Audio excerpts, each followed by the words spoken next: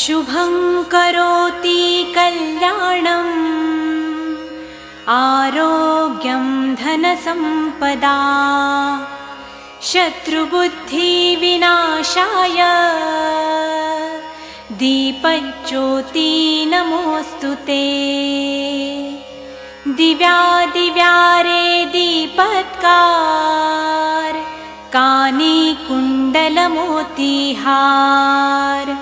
दिव्याला पाहून नमस्कार तिळाचे तेल कापसाची वात दिवा तेवे देवा पाशी उजेड पडे विष्णू पाशी माझा नमस्कार सर्व देव देवतांपाशी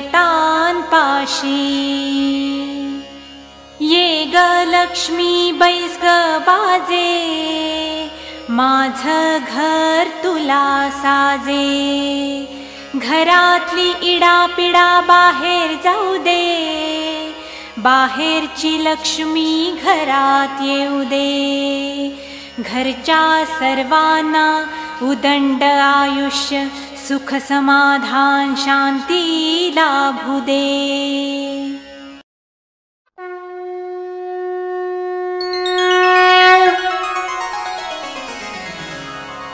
श्री मारुती स्तोत्र।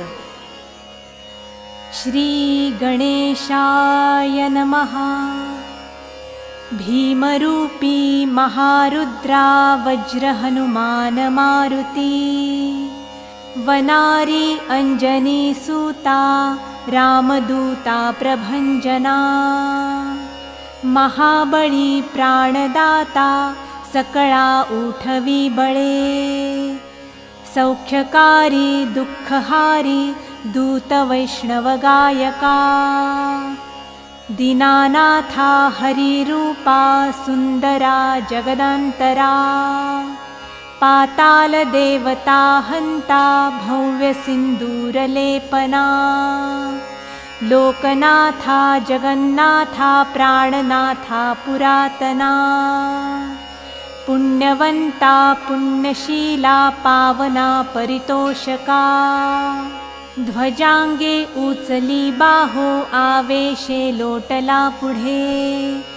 काळाग्नि काळ रुद्राग्नि देखता कापती भये ब्रह्मांडे मायली नेणो आवळे दंतपंगती नेत्राग्नी चालिल्या ज्वाळा भ्रुकुटी ताठिल्या बळे पुच्छते मुरडिले माथा किरीटी कुंडले बरी सुवर्णकटिका सोटी घंटा किंकिणी नागरा ठकारे पर्वता ऐसा नेटका सडपातळू चपळांग पाहता मोठे महाविद्युल्लते परी कोटीच्या कोटी उड्डाणे झेपावे उत्तरेकडे मंद्राद्री सारिखा द्रोणू क्रोधे उत्पाटिला बळे आणिला मागुती नेला आला गेला मनोगती मनासी टाकिले मागे गतीसी तुलना नसे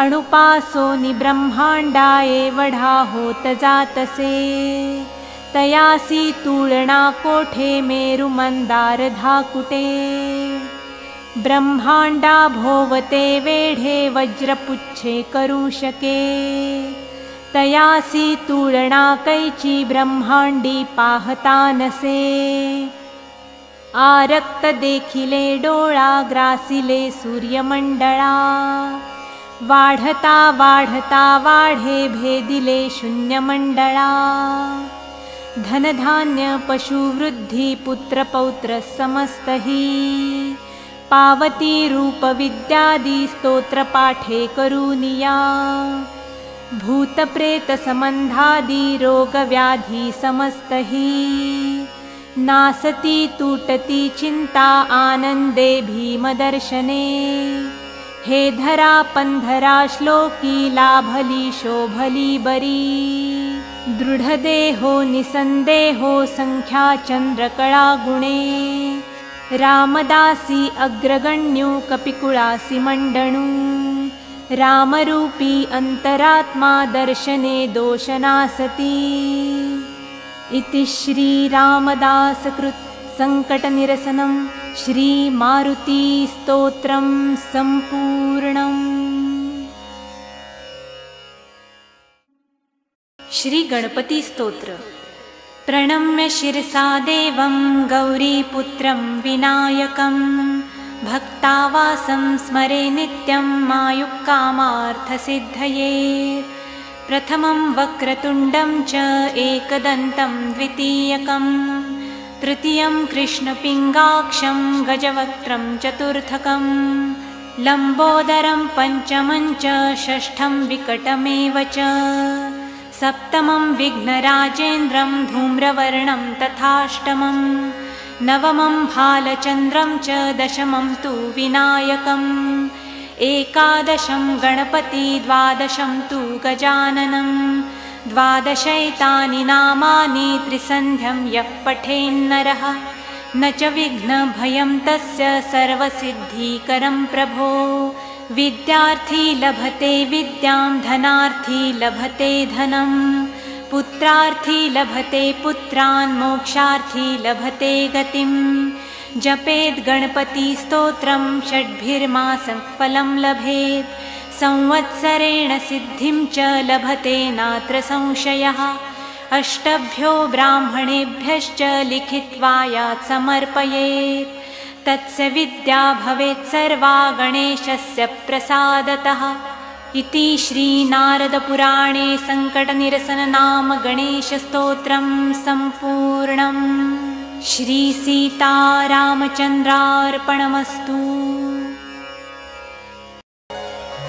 गणाधीशजो ईश सर्वा गुणांसा मूळारंभ आरंभ तो निर्गुणाचा।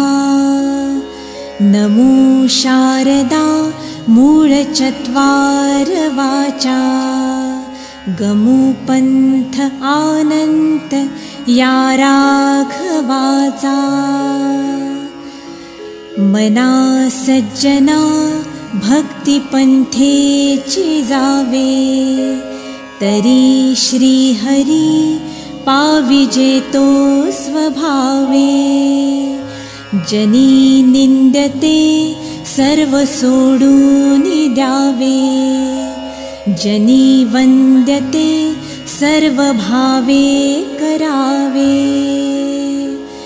प्रभाते मनी रामचिंतित जावा पुढे वैखरी राम आधी वदावा। सदाचार हा थोर सांडून येतो जनितो चितो मानवी धन्य होतो। मना वासना दुष्ट कामान ये रे मना सर्वथा पाप बुद्धि नको रे।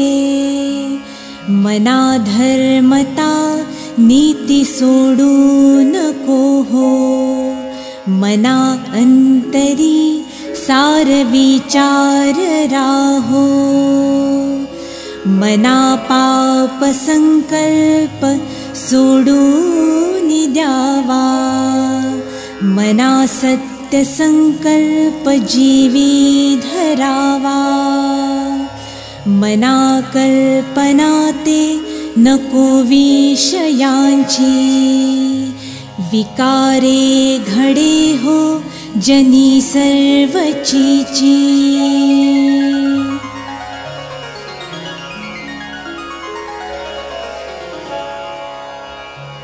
नको रे मना क्रोध हा खेदकारी नको रे मना कामना ना विकारी। नको रे मना लोभ हा अंगीकारू नको रे मना मत्सरू दंभ भारू। मना श्रेष्ठ धारिष्ट जीवी धरावे मना बोलणे नीच शोषित जावे, स्वये सर्वदा नम्र वाचे वदावे, मना सर्व लोकांसिरे निववावे, देहे त्यागिता कीर्ती मागे उरावी, मना सज्जना हेची क्रिया धरावी, मना चंदनाचे परित्वा झिजावे, परी अंतरी सज्जनानी ववावे, नको रे मना द्रव्यते पुढिलांचे, अति स्वार्थ बुद्धी नरे पापसांचे, घडे भोगणे पापते कर्म खोटे, न होता मना सारिखे दुःख मोठे, सदा सर्वदा प्रीतिरामी धरावी, दुःखाची स्वये सांडी जीवी करावी, देहे दुःखते सुख मानित जावे, विवेके सदा सस्वरूपी भरावे।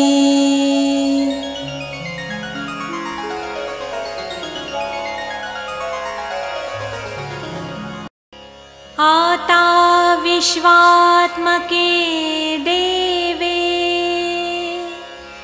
येणे वाग्यज्ञे तोषावे, तोषोनी मज द्यावे, पसायदान हे, जे खळांची व्यंकटी सांडो, तया सत्कर्मी रती वाढो, भूता परस्परे पडो, मैत्र जीवाचे, दुरितांचे तिमिर जावो,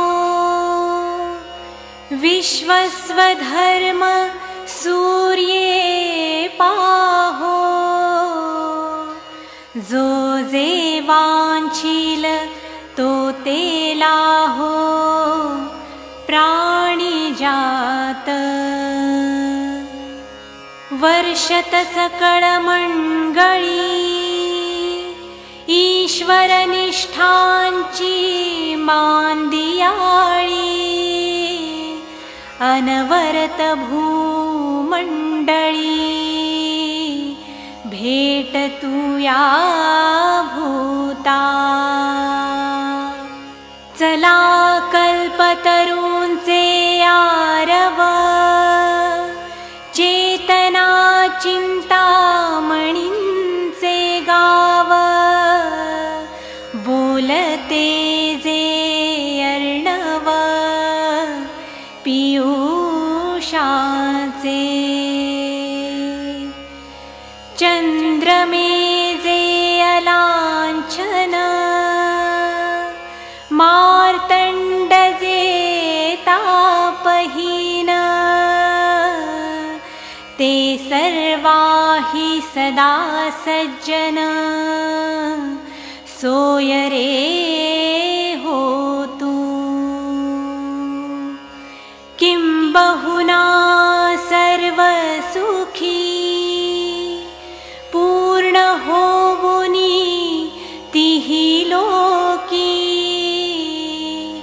भजिजो आदिपुरुखी, अखंडित, आणि ग्रंथोपजीविये, विशेषी लोकीये, दृष्टादृष्ट विजये, होवावेजी, तेथ म्हणे श्री विश्वेश्वरावो, हा होईल दान पसावो,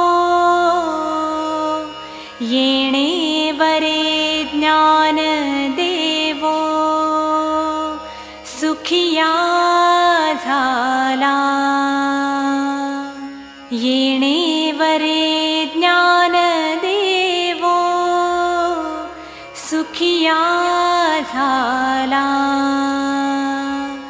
येणे वरे ज्ञान देवो सुखिया झाला